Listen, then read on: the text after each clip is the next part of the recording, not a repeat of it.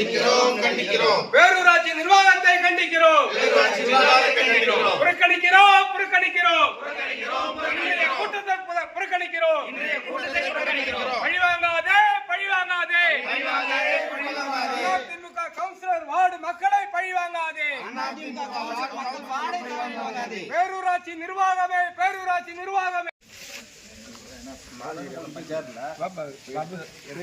ஒரு வருஷத்துக்கு மேல